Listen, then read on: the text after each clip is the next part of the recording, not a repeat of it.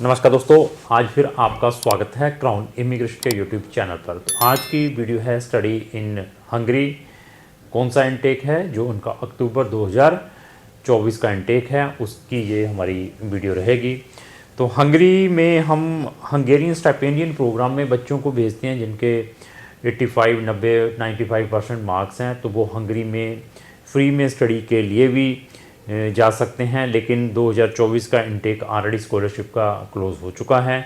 तो अभी उन बच्चों का जिनका हमने इन हंगेरियन स्टाइपेंडियन प्रोग्राम में अप्लाई किया था, उनके रिज़ल्ट वेट कर रहे हैं। तो अगर आपने हंगेरियन स्टाइपेंडियन प्रोग्राम में भी अप्लाई करना है तो उसकी भी हमारी डेडिकेटेड वीडियो है। इवन हंगरी में जाने से पहले हमारी स्टडी इन हंगरी की प्लेलिस्ट ज़रूर वॉच करें। उसके अंदर आपको नंबर ऑफ़ ऑप्शंस मिलेंगे हंगरी से रिलेटेड, उसका लिंक भी मैंने अपने डिस्क्रिप्शन बॉक्स में लगाया है। हंगरी में क्या है कि आपको हर एक स्ट्रीम में, मैं फिर बता दूं, एडमिशन मिल सकता है। वहाँ पर हर एक स्ट्रीम में ऑप्शंस अवेलेबल हैं, बैचलर मास्टर किसी भी स्ट्रीम में करनी है। और बेनिफिट क्या है कि आप एक सेमेस्टर की फ़ीस देकर भी हंगरी में जा सकते हैं। एक सेमेस्टर की फ़ीस आप 2500 से 3000 euro, this is another benefit है। और इसके अलावा हंगरी में विदाउट आइल्स आप अप्लाई कर सकते हैं। लेकिन अगर आपकी कम्युनिकेशन स्किल्स अच्छे नहीं हैं, आपके पास प्रॉपर फंड्स नहीं हैं, तो मैं इस कंट्री को कहूँगा कि मत अप्लाई करें। इसमें आपका बहुत ही टाइम वेस्ट होगा। हंगरी गवर्नमेंट को बहुत अच्छा एक्सपीरियंस है इंटरनेशनल स्टूडेंट्स के लिए। ये नहीं है कि आपने तो हंगरी में फ़र्स्ट टाइम अपना एडमिशन या वीज़ा डालना है, बट हम लोगों ने हंगरी को लंबे समय से डील किया हुआ है। 90 समय से हम बच्चों को हंगरी में पढ़ने के लिए भेजते हैं।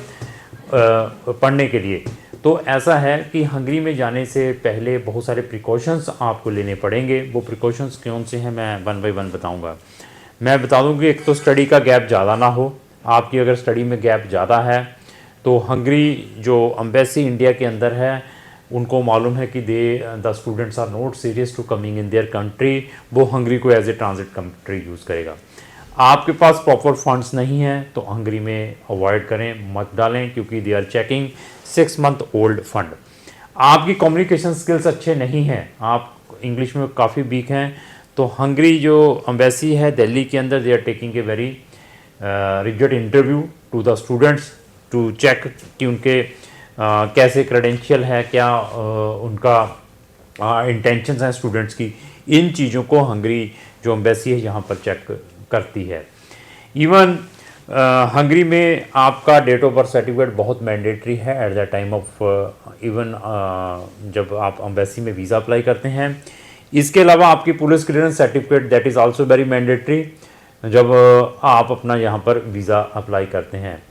तो even medical is also mandatory while you are putting your application for admission.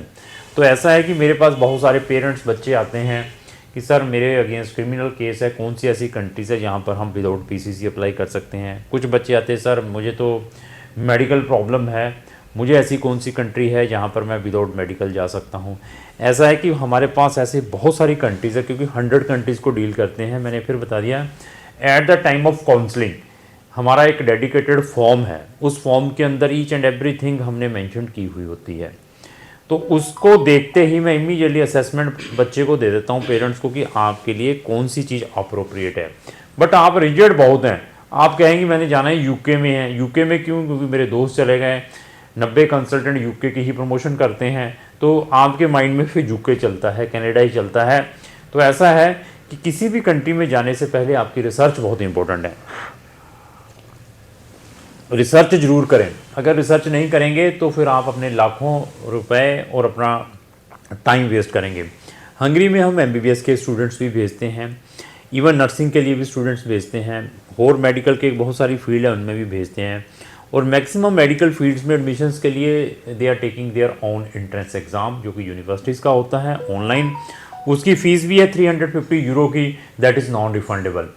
तो ऐसा है कि वो भी हम बच्चों को बताते हैं कि इसमें फाइनेंशियल रिस्क कितना है। अगर आपने नर्सिंग में ही कुछ करना है तो मैं आपको हंगरी से बेटर कंट्री भी प्रोवाइड कर सकता हूँ। अगेन डिपेंड है कि आपकी इंटेंशंस क्या हैं, हंगरी में क्यों जाना चाहते हैं। ये सारे का सारा फैक्ट क्राउन इमिग्रेशन अपने प्रोस्पेक्टिव स्टूडेंट्स को शेयर करता है जब भी हम किसी भी कंट्री का कोई भी केस लेते हैं। अभी फंड्स की बात करें कि अगर आपके अकाउंट में 8 से 10 लाख रुपया है, वो भी 6 मंथ पुराना, और आपके source of income they are checking, source of income में they are asking a number of documents, वो कौन से हो सकते हैं सोर्स ऑफ इनकम में आपके डॉक्यूमेंट, आपकी ITRs हैं, आपके बिजनेस के पेपर्स हो सकते हैं, आपकी सैलरी स्लिप्स हो सकती हैं। ये सारे के सारे डॉक्यूमेंट बच्चों को एडमिशन के टाइम यहाँ पर सबमिट करवाने पड़ते हैं, सॉरी वीज़ा के टाइम यहाँ पर सबमिट करवाने पड़ते हैं एम्बेसी के अंदर। सम टाइम वीज़ा अपॉइंटमेंट में भी दिक्कत आती है, तो वो इतना बिग इशू नहीं है वीज़ा अपॉइंटमेंट का हंगरी का। अगर हम पोलैंड जैसी कंट्री या चेक रिपब्लिक जैसी कंट्री के साथ कंपेयर करें जिनका वीज़ा अपॉइंटमेंट सिस्टम ही बड़ा लिजट है, ये भी चीज़ें हम जरूर चेक करते हैं बिफोर टेकिंग द केस कि बच्चा क्या चाहता है, प्रीवियसली कितनी कंट्री से रिफ्यूज़ड है, कितना का डेस्परेट है फॉरेन जाने के लिए। ये सारी की सारी चीज़ों को एनालाइज करते हैं, वो बच्चे के साथ हम शेयर करते हैं, देयर आफ्टर हम केस लेते हैं। अभी बच्चा 3-4 टाइम ऑलरेडी प्रीवियस कंट्री से रिफ्यूज़ड है, अभी हमने कोई चेक जहाँ पोलैंड जैसी कंट्री में उसका फिर केस डाल दिया, वहाँ पर उसको वीज़ा अपॉइंटमेंट ना मिले, जहाँ वीज़ा अपॉइंटमेंट के बाद भी वीज़ा का रिफ्यूज़ल देखने को मिले, तो वहाँ पर बहुत सारी दिक्कत आती है। तो वीज़ा सक्सेस रेट जो हंगरी का बहुत अच्छा है, अगर आपकी अप्रोप्रिएट प्रोफाइल है, स्टडी में गैप नहीं है, आपके परसेंटेज 65+ है, IELTS किया हुआ है, विदाउट IELTS अप्लाई कर सकते हैं, फंड्स हैं आपके पास, तो maximum 80 to 90% chances you will get A Hungary यहाँ से वीज़ा। पार्ट टाइम वर्किंग अलो है, पोस्ट स्टडी परमिट भी हंगरी के अंदर अलो है।